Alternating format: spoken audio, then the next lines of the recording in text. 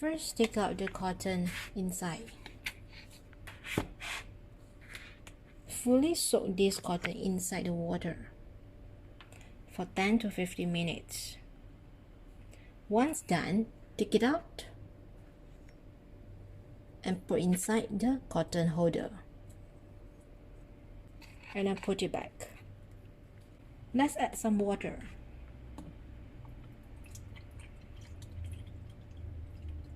And plug in the cable.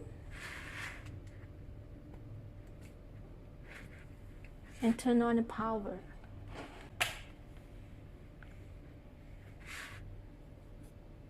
Press the button here.